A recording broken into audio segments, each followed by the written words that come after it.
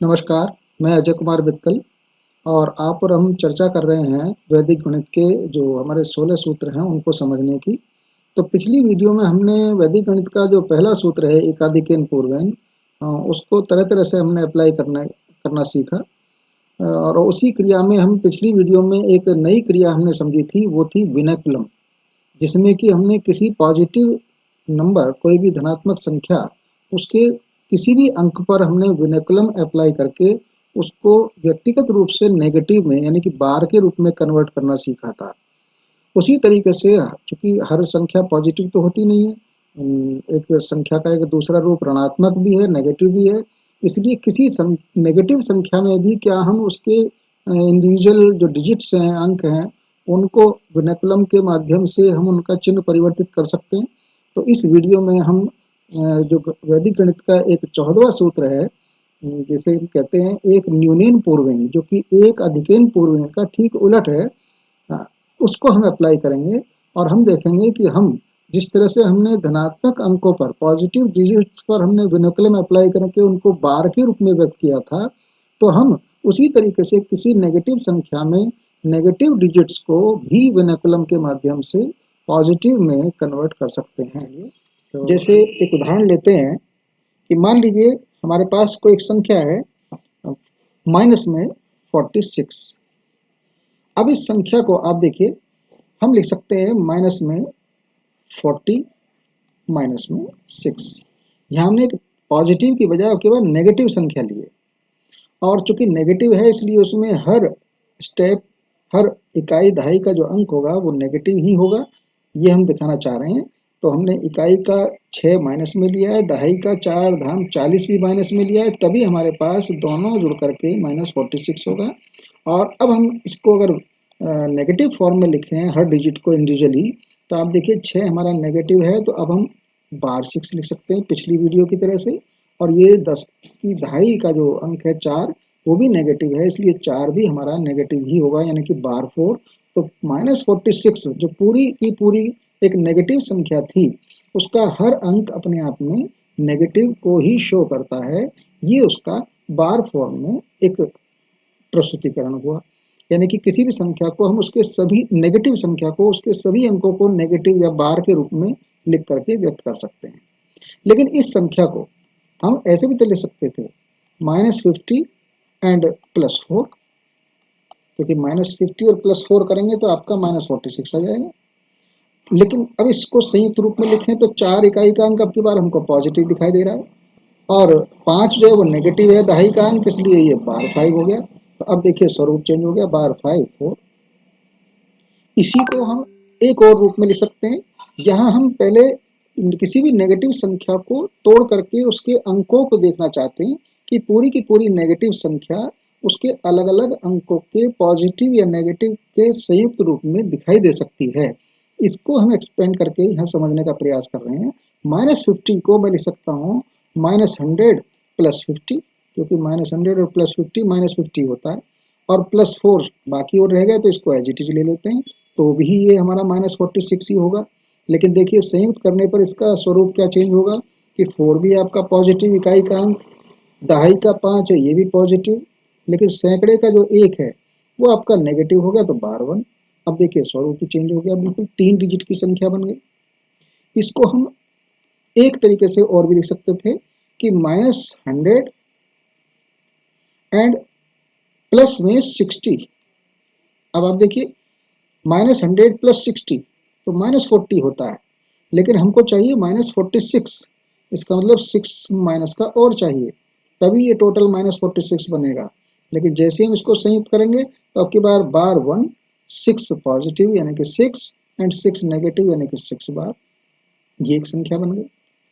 आप देख रहे हैं कि एक ही संख्या है, लेकिन उसके स्वरूप आपके 2 या 3 अंकों में, 4 में भी बदल सकते हैं हम, 1000 में अगर ले जाएंगे नियरेस्ट 1000 में, तो हम इसको 1000 में भी कन्वर्ट कर सकते हैं। तो ये स्वरूप हमको अलग अलग दिखाई दे रहे हैं, और हर संख्या में आप देखिए यहाँ पर दोनों अंक नेगेटिव हैं, दोनों बार हैं, जबकि यहाँ एक पॉजिटिव एक नेगेटिव है इसमें, जबकि यहाँ 2 पॉजिटिव एक नेगेटिव है, जबकि यहाँ 2 नेगेटिव एक पॉजिटिव है। यानी कि संख्या एक ही है, लेकिन उसके अंकों के हम पॉजिटिव नेगेटिव चेंज करके या पॉजिटिव नेगेटिव दोनों तरह की संख्याओं के संयुक्त रूप में भी हम उसको देख रहे हैं।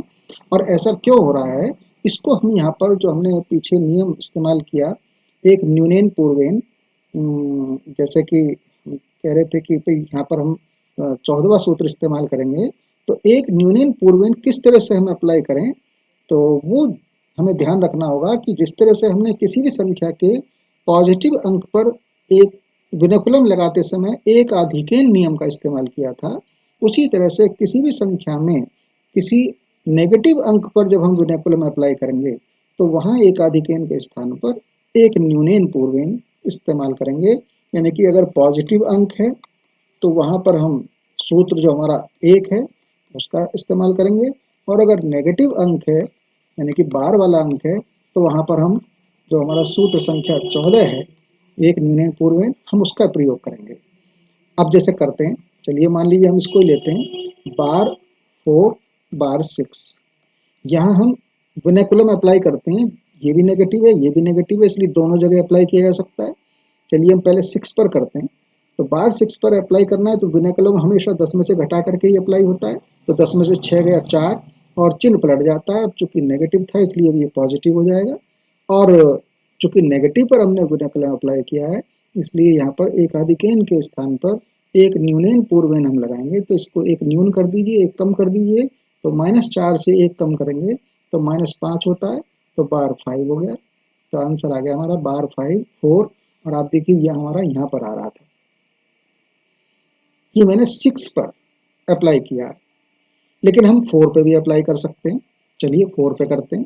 -4 6 ये संख्या थी हमारे पास, यही संख्या मैंने लिखी है दोबारा से, लेकिन अब की बार मैं 4 पर विनकुलम लगा रहा हूँ, तो ये बार 6 ऐसा ही रहेगा। और यहाँ अप्लाई कीजिएगा तो 10 में से 4 गया 6, अब ये पॉजिटिव बन गया।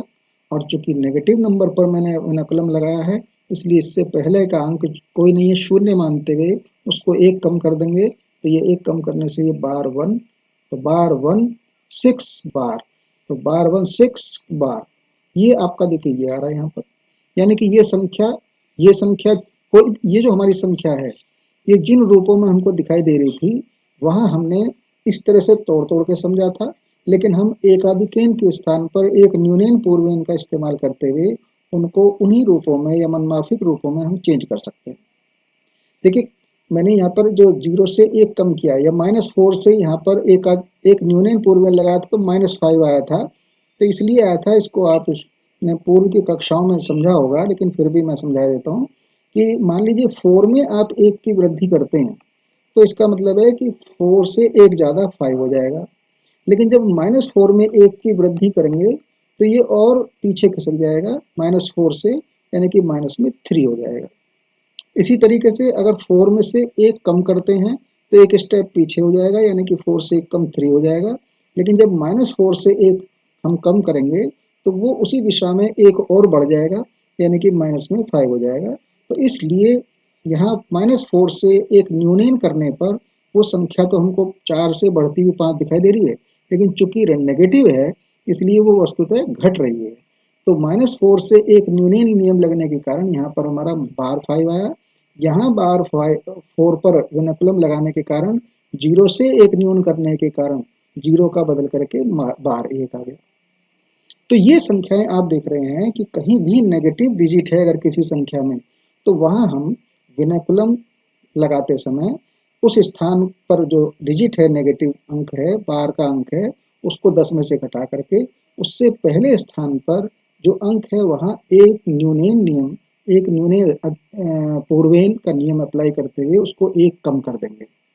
चलिए एक संख्या और लेते हैं, उससे और ज़्यादा क्लियर हो जाएगा। एक ऐसी संख्या लेते हैं जिसमें पॉजिटिव एंड नेगेटिव साइमल्टेनियसली एक साथ मौजूद हैं। वहाँ हम बारी बारी से केवल नेगेटिव पर ही नहीं, पॉजिटिव पर अगर अप्लाई करेंगे तो एकाधिकेन, नेगेटिव पर करेंगे तो एक न्यूनेन, इन दोनों नियमों को एक साथ समझने का प्रयास करते हैं। कोई भी, तो मान लीजिए कोई एक संख्या है हमारे पास 4 9 3 8, इसमें हमारा ये 9 भी और ये 3 भी दोनों बार हैं। अब यहाँ हमें 2 पॉजिटिव नंबर, 2 डिजिट और 2 नेगेटिव डिजिट दिखाई दे रहे हैं। तो इस संख्या में मान लीजिए हम 3 पर विनकुलम लगाते हैं, यहाँ तो लगाइए, तो 8 एज इट इज रहेगा।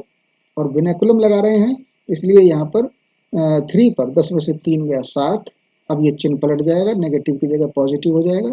और इससे पहले अंक में हम चूंकि नेगेटिव डिजिट पर हमने विनाकुलम लगाया है, इसलिए इससे पहले के अंक में एक कम कर देंगे। तो -9 से एक कम करना, तो -9 से एक कम करने का मतलब है और उसी दिशा में एक और बढ़ जाना, यानी कि माइनस में 10। तो माइनस में 10 का शून्य, शून्य पर प्लस माइनस हम कोई चिन्ह नहीं लगाते। और अब हमारा बार 1 जो है वो यहाँ आ जाएगा -1, और 4 हमारा ऑलरेडी है, यहाँ में कोई चीज नहीं लाना, इसलिए 4 में बार 1 या -1 ऐड करेंगे तो ये बन जाएगा हमारा 3078। इसका मतलब है कि ये संख्या हमारी 3078 थी। जरा चेक करें कि ये संख्या 3078 थी भी कि नहीं। देखिए, इसको अगर एक्सपेंड करें तो 4000 हमारा पॉजिटिव है, क्योंकि ये हजार की संख्या है, अंक है। ये सैकड़े का अंक है लेकिन माइनस में, इसलिए माइनस में 900। ये माइनस में है इसलिए माइनस में 30, क्योंकि दहाई का है, 3 धाम 30। और ये इकाई का है इसलिए 8 एज इट इज। तो आप देखिए, इसको सॉल्व कर लीजिए। 4000 में से 900 जाएंगे तो 3100, और 3100 और 8 3108, और 3108 3108 में से आप 30 माइनस करेंगे तो आपका 3078 वही संख्या प्राप्त होगी जो हमारी यहाँ आ रही थी। यहाँ मैंने 3 पर विनाकुलम लगाया था। अगर मैं 9 पर विनाकुलम अप्लाई करूं तो आप देखिए 8 हमारा एज इट इज, 3 बार भी एज इट इज रहेगा, क्योंकि विनाकुलम की प्रक्रिया में हम दाएं से बाएं की ओर चलते हैं, तो 3 बार भी एज इट इज रहेगा। और 9 बार पर हम विनाकुलम लगाना चाह रहे हैं, तो इसको 10 में से कम कर दिए, 10 में से 9 गया 1, अब ये पॉजिटिव बन गया। और इससे पहले अंक में एक न्यूनेन लगा दीजिए नियम, तो 4 से 1 कम कर दिए यानी कि 3, तो 3138। ये आंसर अब की बार देखिए इससे थोड़ा भिन्न नजर आ रहा है, लेकिन आप इसको चेक कर सकते हैं कि क्या ये सही है। तो इसको एक्सपेंड करिए, तो 3 हो गया हमारा 3000, पहला 3 क्योंकि ये हजार का अंक है, प्लस दूसरा सैकड़े का 1 है तो 100, ये माइनस में है इसलिए दहाई का अंक 3 धाम 30, और ये प्लस में 8 है जगह ऐसे ही। तो देखिए दोनों जुड़ करके 3100, तो ये बन गया 3100, और -8 इसको भी शामिल कर लीजिएगा, और माइनस में 30 करेंगे तो फिर वही संख्या आ जाएगी 3078। ये मैंने नेगेटिव नंबर्स पर विनाकुलम लगाया है। हम पॉजिटिव पर भी एक साथ यहाँ लगा सकते हैं, जैसे कि मैं मान लीजिए 8 पर, ये हमारा पॉजिटिव है, यहाँ मैं विनाकुलम अप्लाई करना चाहूँ तो आप देखिए क्या करेंगे। अब की बार ये ध्यान दीजिए, ये पॉजिटिव नंबर है, पॉजिटिव डिजिट है, इसलिए 10 में से कम तो करेंगे, लेकिन अब की बार यहाँ एक न्यून की बजाय एक अधिक पूर्व लगाएंगे। तो कर दीजिए, 8 को 10 में से कम किया तो 10 में से 8 के 2, लेकिन अब ये बार 2 बन जाएगा, क्योंकि पॉजिटिव डिजिट था इसलिए नेगेटिव में कन्वर्ट हो गया, तो बार 2 बन गया। विनाकुलम हमने यहाँ लगाया, और जब यहाँ लगाया तो एक अधिक इसको कर दीजिएगा, तो बार 3 का मतलब -3, -3 में एक वृद्धि करेंगे तो अपनी दिशा में एक कम हो जाएगा, तो -2, यानी कि ये भी हो गया हमारा बार 2। और बाकी एज इट इज, यानी कि 9 बार भी और 4 भी। ये हमारी संख्या देखिए नए रूप में आ गई है। और इसको चेक करें तो इसको भी एक्सपेंड कर लीजिए आप। ये हो गया हमारा 4000, ये माइनस में है इसलिए माइनस में 900, ये माइनस में है तो माइनस में 20, और ये भी माइनस में है तो माइनस में 2। तो ये तीनों डिजिट, तीनों नंबर्स हमारे जो हैं वो नेगेटिव हैं, इसलिए 4000 हमारा एज इट इज, और ये तीनों जुड़ करके हो जाएंगे 922, और 4000 में से 922 घटाएंगे तो हमारा 3000, वही 78 संख्या फिर वही प्राप्त हो गई। अब की बार आपने देखा इस संख्या में मैंने पॉजिटिव डिजिट पर अप्लाई किया था विनाकुलम। तो ये कोई कंडीशन नहीं है, कोई प्रतिबंध नहीं है कि आप केवल नेगेटिव पर लगाएंगे या पॉजिटिव पर लगाएंगे।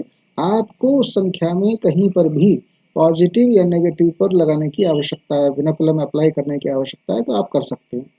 अब आप कहेंगे कहाँ अप्लाई करने की आवश्यकता होगी, तो जो अंक 5 से ज़्यादा हैं, जैसे कि 6, 7, 8 और 9, ये 4 डिजिट अगर किसी संख्या में होते हैं तो वो संख्या हमें भारी भरकम सी लगने लगती है।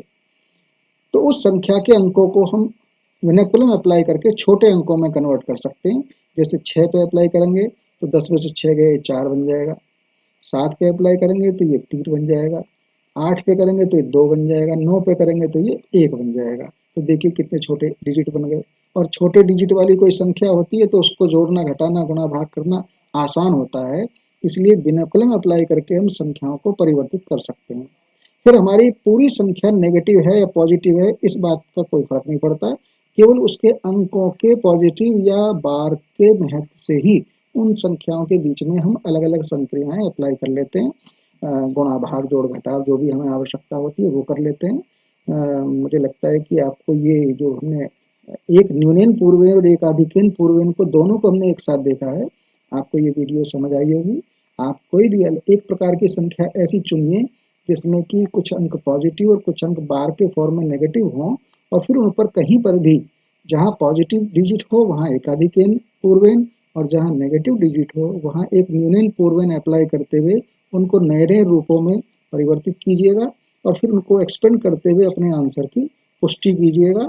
आपका ही सवाल और आपका ही जवाब। मुझे विश्वास है कि आपको ये वीडियो पसंद आया होगा। अगले वीडियो में हम फिर से एक नए उन संख्याओं की चर्चा करेंगे जिसमें कि हम केवल एक ही अंक पर विनकुलम अप्लाई करने की बजाय एक साथ लगातार कई अंकों पर भी विनकुलम अप्लाई कर सकते हैं, या करने की आवश्यकता होती है तो वहां पर किस तरीके से करेंगे। एक यहाँ पर हमने दोनों वीडियो में, पिछली वीडियो में भी इसमें भी केवल किसी एक अंक पर विनकुलम अप्लाई किया है, लेकिन अगली वीडियो में हम एक साथ दो या दो से अधिक अंकों पर विनकुलम अप्लाई करना सीखेंगे और उसके लिए एक और नए सूत्र का प्रयोग करेंगे। उसकी चर्चा हम अगले वीडियो में करेंगे। अगर ये वीडियो आपको अच्छा लगा है तो आप इसको लाइक सब्सक्राइब जरूर कीजिएगा और शेयर जरूर करते रहें। और अगले वीडियो में आपसे फिर मुलाकात होगी। धन्यवाद।